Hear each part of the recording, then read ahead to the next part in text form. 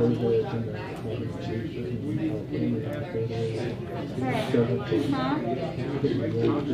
guess it's supposed to be. Yeah, they'll put it out. I'll get those. I'll probably take you a little while. I'll get you later.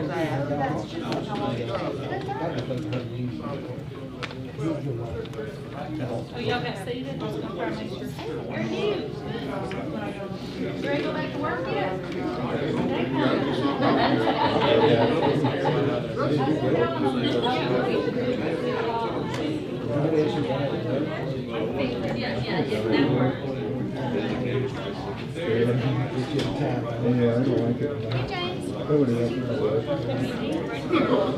You know this lady? Thank you. Did sit with this lady, sir.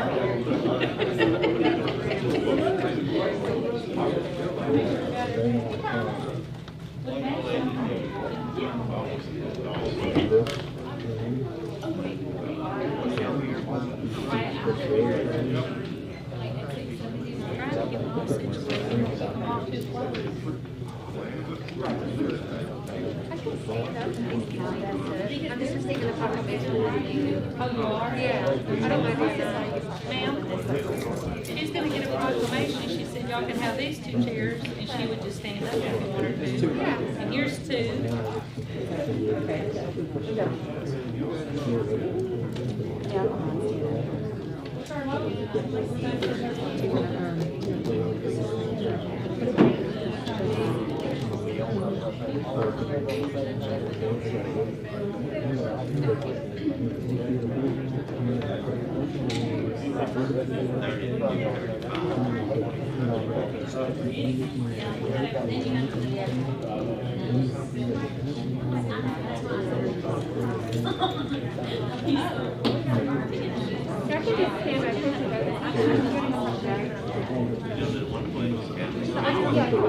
So there's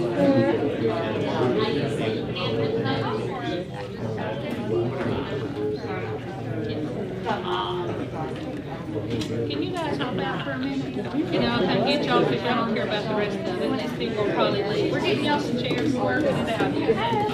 These gentlemen, I'll go get them. They're here from some business. I'll just come get you guys. I don't know if you will.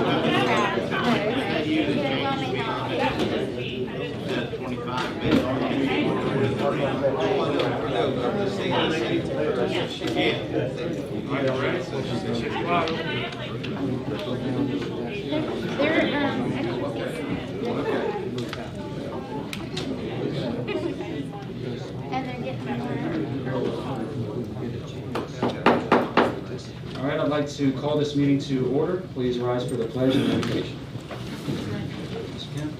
Let us pray, please. Lord God in heaven above, we take this time to say a prayer for the people who are suffering from the COVID virus. Be with them, be with their families and friends. Father, during this time, we also say a prayer for our President and First Lady. May they return to good health. And especially, we pray for our doctors, our nurses, our healthcare providers as they dealing with this COVID virus. Father, during this hurricane season, protect all of us along the Gulf Coast, and especially protect us from the possibilities of ravages of Hurricane Delta. God be with us all. For all these things we ask in your holy name. Amen. With allegiance to the flag of the United States of America and to the republic for which it stands, one nation, under God, indivisible, with liberty and justice for all. All right. We have a motion to accept the addendum in the agenda.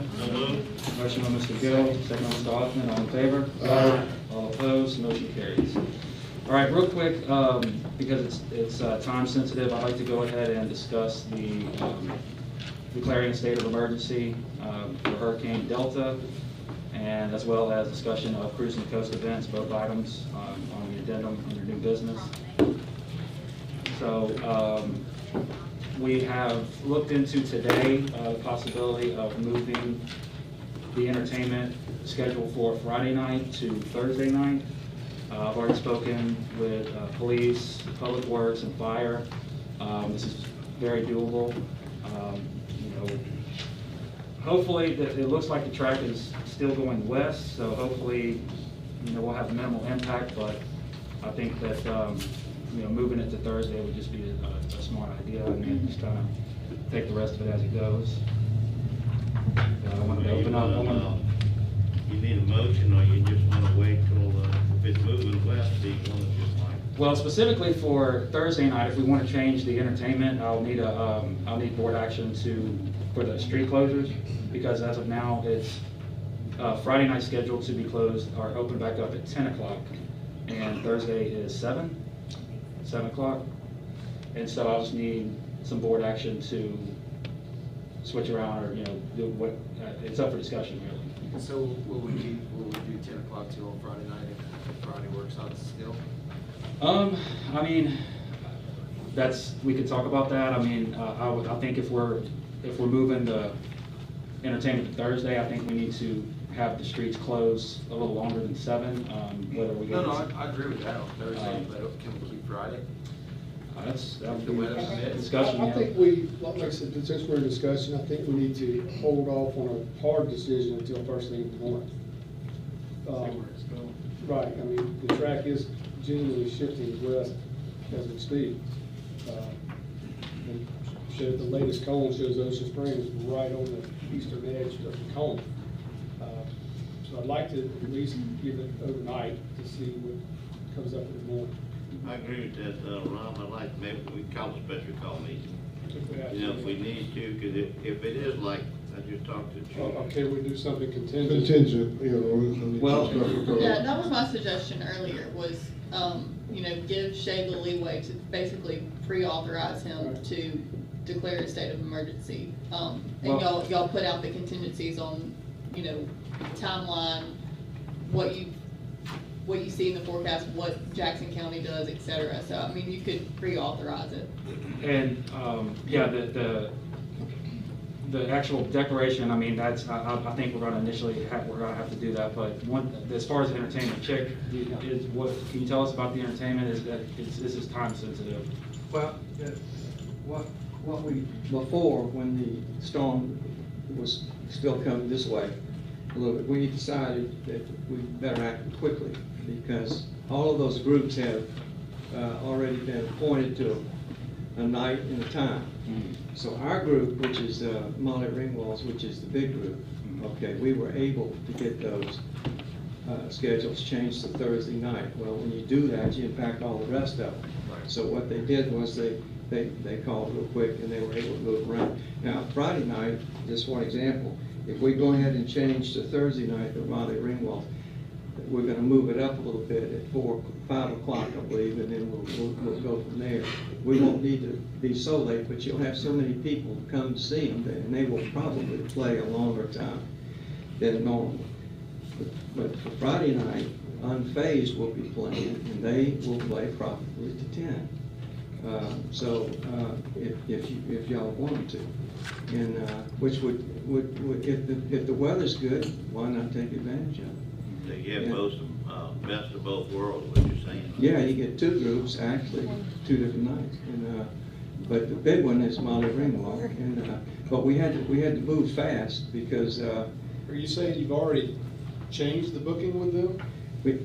Or just verified that they were available for 2? Verified that they were available, because you have to make that decision, but the guy that actually books them, which is Sound Associates, has to know, because he can't change it on the day that you want to obviously do it. I mean, it's quite a bit involved in moving those schedules around. And that's why I'm bringing up first things. I wanted to go ahead and make the decision, so we can go ahead and start. I'd recommend that you move it to Thursday night because of this reason. Anybody that lives to the west of us at least will have a chance to get in on the Chicks Picks group. They wouldn't if we held it Friday night, if they were coming from Lake Charles. There's a lot of people in that area that come to cruise here in Ocean Springs. So that was one of the reasons we tried to think about them. And also, if we have some real bad weather, at least we had one good night. you know, and people can enjoy Well, it. the only other thing, which I don't think it holds up, is that all brochures say Friday night. Yeah, they do, but, You know what I mean? we'll try to do our best to get We people got out. about 14 hours to make a hard decision. But you don't have 14 hours with the groups that are involved, No, Ron. that's- Right, that's the problem. You gotta go ahead and make it. That's, I mean, you know, I know Friday's the day that, you know, we really want. Personally, I think we need to switch it to Thursday and just hope and pray that, you know, this thing moves and we could just let Friday and Saturday kind of happen naturally and hopefully have some entertainment as well. Yeah, we'll have some good. I think, it'd be the prudent thing to do. So let's go ahead and make that motion to move the Molly Ringwalds to Thursday night. I'll need in the motion, road, street closure times to make sure. We'll move it. I've already told my officers that we're just flip-flopping, they'd be done by 7 on Friday. Okay. Thursday night was gonna be late. So the entertainment for Friday, when is that gonna start? That'll start at 5. At 5 o'clock? And then we can get through by 7 if we have to. Okay. Yeah. I mean, you need a motion to move it. Well, I'll need a motion to move, well, The sock out. the sock hop entertainment to Thursday. Also to alter the street closure on Thursday to go until 10. Is that what I understand, Chick? Yes. And then Friday, the streets will be open at Okay, 7. let's do it one at a time, man. Okay. Make a motion, move the sock hop from Friday night to Thursday night. Motion, Mr. Gill. And change the street closure time, you need to include street closure. Street closures. Oh, you want to add the street, okay, keep close the street from 5 Thursday till 10. I add that to my motion. Okay. So, motion, Mr. Gill. Second. Second by Mr. Capania. Any further discussion? All in favor? Aye. All opposed? Motion carries. And then you had another And motion. then for Friday, we'll have to, depending on the entertainment, we'll have to open the streets up at 7 at the latest. So he's talking about, Chick was talking about they may play till 10 o'clock. Yeah, that means Well, that, if the chief has got people Oh, scheduled chief for said. 10, We just flipped the two times, shifts. that's all we did. Yeah. but the thing is though, Chick, everybody's gonna be at the stage on Friday. And if it goes past 7, all their cars are in the street, and that's gonna be a fiasco, so we're gonna have to figure out something. Well, They're just gonna have to wrap up before, That's a you know, good at least point. by like maybe 6:30 or so. Well, do you want to do it, you want to extend it down to 8 o'clock? Would, Don't let everybody get out? yeah. Chief, what do you think, 8 o'clock? Whatever y'all order, it's fine with me. It's just that I have taken, based on my discussions this morning with the mayor, Yeah. I took Thursday evening's coverage, Friday evening's coverage and moved it to Thursday and reduced the Friday coverage down to the Thursday level. So if you need it till 10 o'clock on Friday, let me know. But as you recall, our past heartache or heartburn over these events is when we leave, we're getting off at 10 o'clock and we get confronted with, no, now we want to stay open to midnight. Y'all pick a time, we'll stick with the time, we'll handle it. If you want to go to 10 Thursday and Friday night, we'll make it work. Right, well, yeah, and I appreciate that, it's just, Chick, that's the big kicker about the whole thing, is that whatever time that stage ends, that's when everybody leaves their cars out on Well, the street. if you have good weather on Friday, okay, because it's been advertised for Friday night, and this thing goes everywhere, all over the South, you're gonna have people here, okay? So, and he's right, there's always a problem with trying to close them early. You can close it at 10 o'clock on both nights, and you'll be safe. That way, we can get them in, get them out, get through, and everybody's happy. That way you won't have no towing problem, Right. you know. I Do don't know. you the really impact- believe a band is gonna tremendous play for strain 5 on hours? Yes. I agree, I'd like to stay. No, we 8 have o'clock. several. I think we need to just do 7 or 8 o'clock for Friday. I think Friday be 10 o'clock, I mean, like Richard was But saying. that's, I mean. You're gonna have cars, that brochure says 10 o'clock, you're gonna have cars parked on that AM till 10 o'clock. Cause I mean, we're good right here saying it, but those people, those cruisers out there don't know what we're saying in here. Right, but I mean, the organization can let them know that day. I mean, as far as the pedestrians and just people out and about, I mean, that, you know, whenever the street opens, the street opens, but I mean, we're asking a lot of PD. It's always a strain, and to have to work until 10 both Thursday and Friday nights, to me is just, big impact. I might, Yeah, what we can do is when they come in on the stamp station Friday, we can tell them that their cars have to be turned around parallel, not angled, by a certain time, whatever time y'all tell them. And we'll tell them, we'll make a little piece of paper and put it in and hand it to them so they'll know, in case they don't stay over that night. well, we just make a motion, to leave the streets open till 8 o'clock For Friday? on Friday night. And then, like Chick said, we could tell everyone to go move their cars. And we really don't know if the entertainment's gonna be there till 10 o'clock. Right, We don't know. we don't even know what Friday even brings. Yeah, So, anybody want to make that motion for Friday? Closing I just did, For 8 o'clock? 8 o'clock. All right, motion by Mr. Gill, seconded by Mr. Papania. Any further discussion? All in favor? Aye. All opposed? Motion carries. And as far as the actual state of emergency, I want to just wait and see what tomorrow brings, and yeah, that was my plan, is just kind of wait it out and make the call sometime around lunch tomorrow. For us to get sandbags, we have to issue that. Just FYI, just keep that in mind. We have to issue that in order for Jackson County to give us sandbags. Okay, I'll make the call in the morning. It'll likely come around lunch. How many do we have right now, Alan? We got sandbags, about 2,500. I knew But we we can't issue until they issue a state of emergency with the county, because we roll off of theirs. Right. Correct. They've already did that. Correct. The county, They did Yeah. Now that we've changed all of the dates, could we do like a press release time? Is that? we'll post that on Facebook. Okay. Get it out. All right, let's see, let's go back to regular agenda. And we have a public hearing for 306 Shearwater Drive. Carolyn? Yeah, this public hearing was actually supposed to be on the last agenda, which we had to move up, so it was deferred to this. This is a public hearing following up the historic preservation meeting from last month regarding construction of a new house. On Shearwater Drive, and since the time of the HPC meeting, we have not received any further input for or against, and none was received at the meeting. All right, well, Make a motion to go into public hearing on 306 Shearwater Drive, Mr. Mayor. I have a motion by Mr. Empey, second by Mr. Cox. All in favor? Aye. All opposed? Motion carries. All right, if there's anyone who would like to speak either in favor or opposed to item A of public hearing, 306 Shearwater Drive, you can come to the podium now.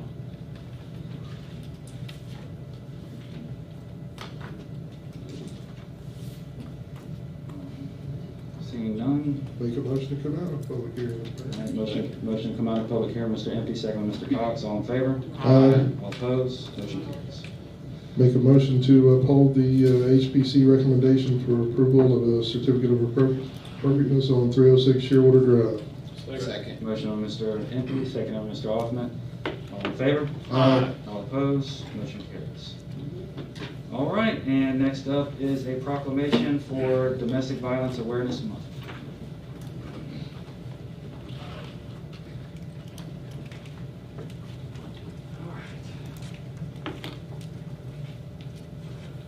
Domestic Violence Awareness Month, October 2020. Whereas domestic violence affects millions, both men and women, of every race, religion, culture, and status, people in poverty, and those of wealth and affluence alike. It is the single greatest cause of injury to women in the United States, with an incident occurring every 18 seconds and affecting 1.3 million women per year.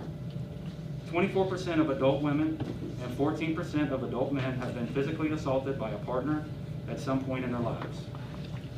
And whereas the crime of domestic violence, the dignity, security, privacy, and safety of members of our community in the form of physical, emotional, sexual, and economic abuse, and whereas intimate partner violence costs us in excess of $5.8 billion nationally each year, 4.1 billion of which is for direct medical and mental health services, and has an economic impact from lost productivity amounting to 1.8 billion for American business.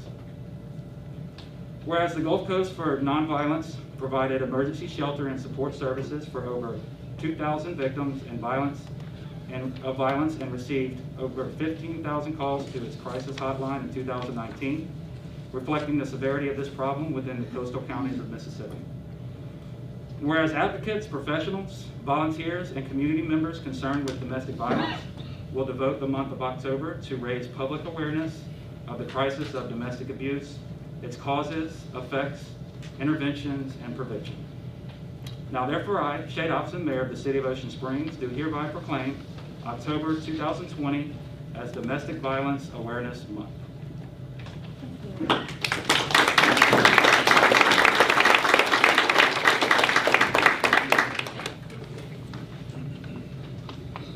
I'm smiling. Thank you, me too. You like to- Yeah, I'm gonna take this off for a second. I'd like to thank the city for recognizing this event every year. Like Shay said in the proclamation, it affects pretty much everybody. And Ocean Springs has always been really supportive of the Gulf Coast Center for Nonviolence and our efforts. I'd like to thank Chief Dunstan, and his officers are awesome, and they always call us, and we try to work together as a team to respond to this crime. And I wanted to tell everybody that COVID-19 has really affected domestic violence victims in a different way, because usually when we're safety planning with somebody to get them out of that kind of relationship, they do it when they're away from their partner. Well, with lockdowns and people out of work, they don't have a lot of opportunities to call us even, because they can't get away from this person who's constantly surveilling them. So I challenge you guys as community members, if you know anybody in that situation, to become a bridge between victims and our agency and victims and police, because sometimes you guys have more access than any of us do. So again, thank you for the city for recognizing this month. Thank you.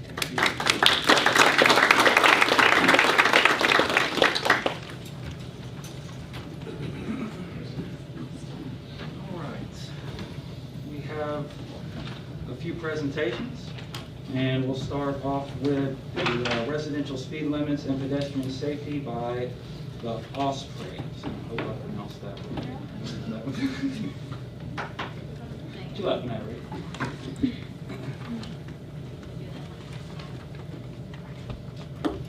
Hi, I hope you can hear through my mask. No, it's great. I'm Liz Elmore, and this is Alan Samuel. And we started this group in response to some issues that we've heard around the community.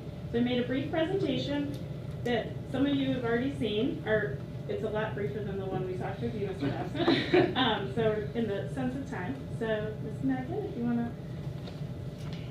will it go slide 2? Okay, there you go. So we've had the ability to meet with Mayor Dobson and Ms. Martin. And Ms. Martin shared with us that as part of the overall planning and study of traffic that you guys had already created these maps. So the first map is Ward 2. We're focused on changing any residential speed limit that's already 30 to 25. And it seems like, you know, through municipal code that most residential streets already are, but in our older parts of town, we have some that have some inconsistencies. So in Ward 2, we have Cleveland and General Pershing. And if you want to slide, Megan. And Ward 3 has quite a number, and Mr. Bellman's been kind enough to hear my concerns. I think Alan and I live in Ward 3, and you're in 4. You're in Ward 4. So we have Pine, Holcomb, Hanley, Halstead, Beckel, and Shearwater, all 30 mile an hour, no sidewalks, and older, more narrow streets. Megan, slide please. So we found that the law does say that new neighborhoods developed should be 25 miles an hour, and the max in many, or on all of these streets, right on, is 30. So they're set at the max currently. So we would like the city to re-examine why they're set at 30, and because of the additional pedestrian traffic, move them down to 25. So the maximum speed limit, you'll see that I think the city is already realizing that they are fast. We have slow signs around these 30 mile an hour, which is kind of counterintuitive. Megan, if you want to buzz through these. There have been stop signs added that are intended to slow traffic, but it has been found that through different research and studies that they actually irritate drivers and they speed up because of the stop sign, so they can be counterintuitive.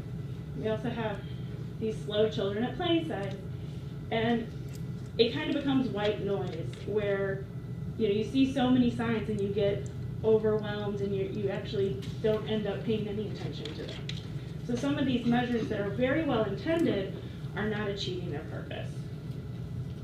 So slower speed limits create higher walk scores, which lead to increased retail sales and increased property values.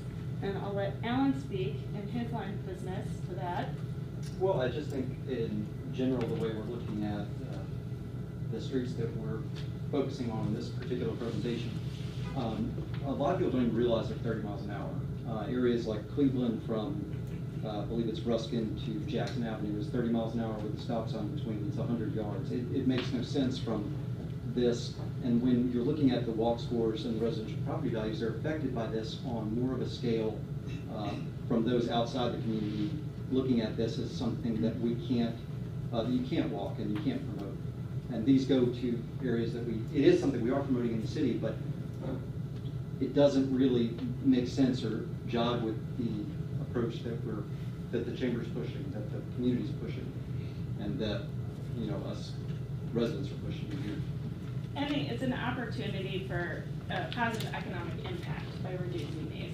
We found a study that said a 5 to 10 mile an hour reduction actually increases property value. But most importantly, they save lives. A pedestrian hit at 20 miles an hour is a 1 in 10 chance of mortality. Going 30, you're up to a 50-50 shot. You can imagine what that is for a child on their bike.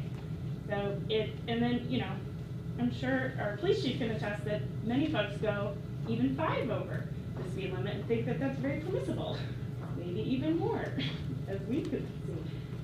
So it is what we determined to be a very low-cost solution to what can be a large problem, especially when you consider a loss of life. And then we just started a Facebook group. I think we're up to 347 members. And then we actually started a petition. I'm going to let Lauren pass it out. She's going to be our Vanna White. So there's lots of folks that are passionate about this. Oh, wait, Lauren, to the alternate. Oh, I thought you were going to pass it to the people. Sorry. Okay, we'll probably hand it back. Yeah. And then our last slide, or second to last slide, I believe, is our business support. Every business we talked to lent their support to our cause.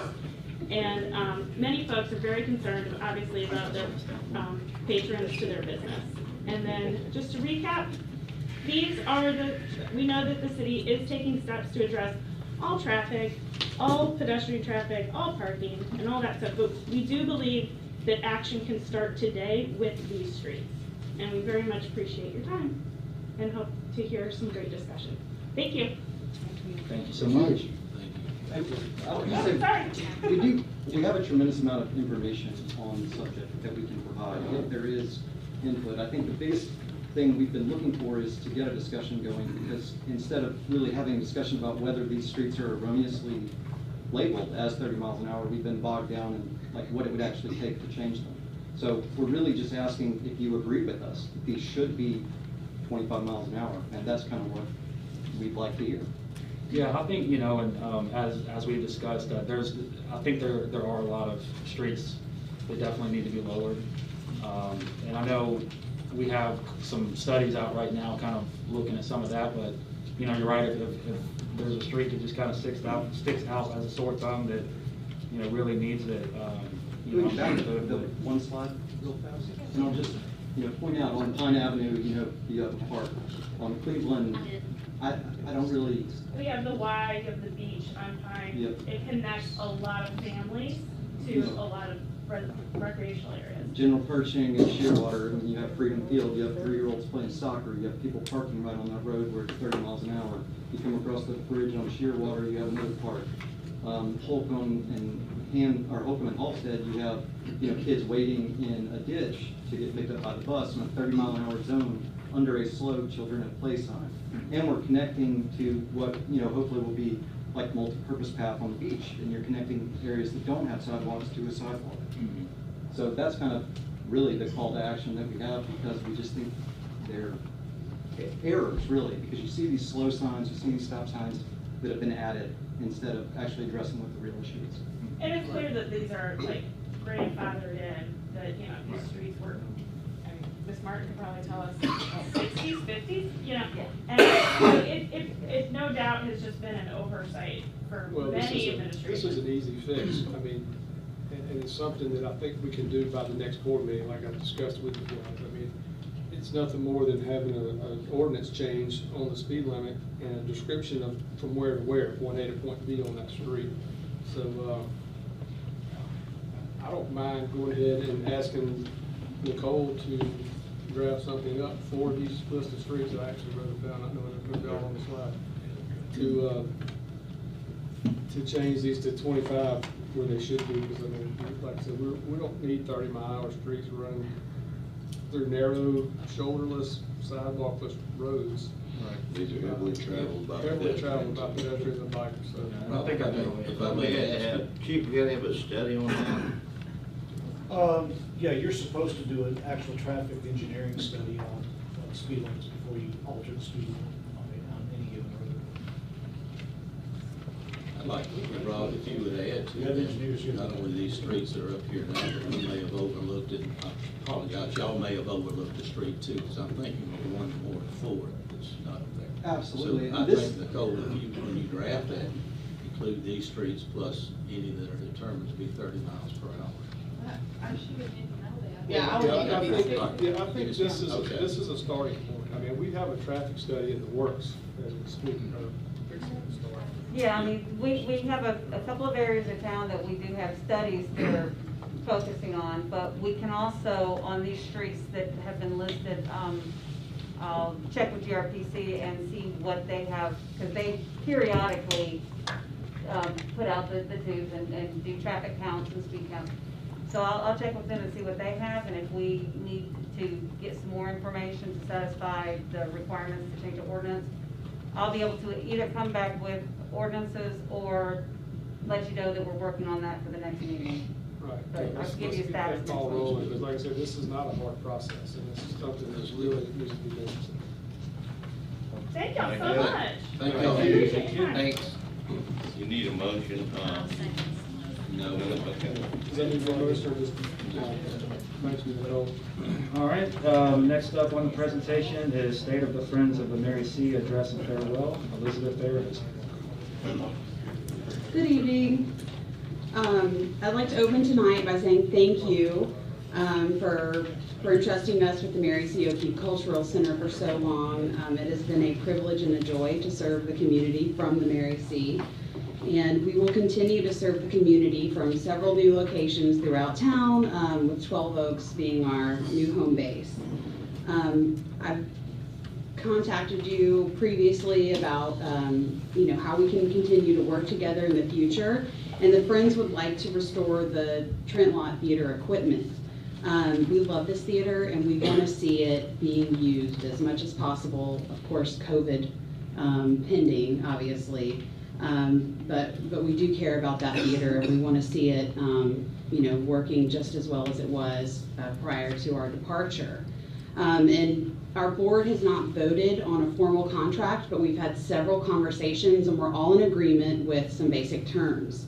Those terms would be that the city makes a formal proclamation outlining the contributions of the Friends and our 20-year legacy and operating from that building. Building signage listing us as sponsors of the theater, and being able to use the theater once or twice a year without paying a rental fee. And essentially, we'd be giving you all of the theater equipment just to be recognized as sponsors of that theater. And our friends at Jose want to help tell the story of the Friends of the Mary C., which, as you know, is goes back a long time. A lot of people were involved, a lot of entities, and just kind of keep that story of community coming together alive within the building, whether it's in the Jose room or throughout the building itself.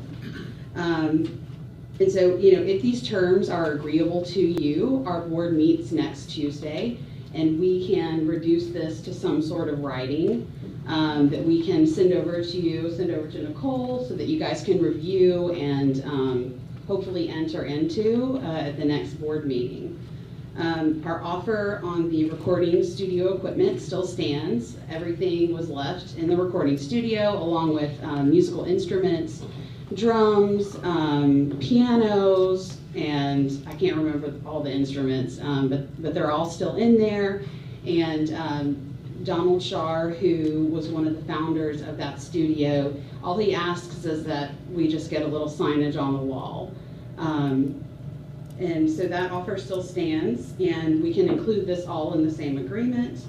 And so,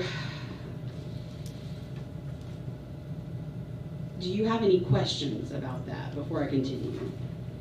I know we were waiting to respond to that, Elizabeth, until we had a chance to review the documents and all, and after that was complete, then we were gonna address the offers. Okay. So I don't know where we're at with that. Not ready. We're not there yet, so that's been the holdup, waiting on that response. Okay. We finished up reviewing the records today, so we're gonna kind of come up with a summary of everything to present to y'all, most likely at the next meeting. So we can discuss it more then. All right. Okay, so will that be, you know, a public conversation about friends that we need to be there for? It depends, but probably not. Well, is it gonna be at a public board meeting, or? The summary that would go to them would be a litigation update on what the board had discussed prior to that, and then once we give that update to them, it will be up to them on how to move forward with it. Okay, so an executive session? Correct. Conversation, okay. Well, we're available to you if you have any questions. You know, we think that the city taking over management is a good idea. And we, you know, look forward to seeing you guys execute your vision, and we're here for any logistical support. I know Nicole's had a lot of questions that I've been happy to answer for her about, you know, just little details and how we've worked with other groups in the past. And so, you know, while I'm here tonight, is there anything else you guys want to ask me about?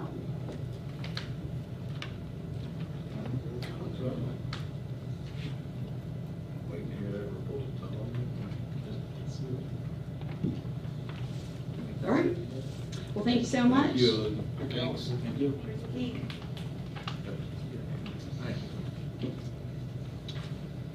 All right, next up I have connection of water and sewer lines, Mississippi Attorney General opinion, Mr. Carl Kennedy.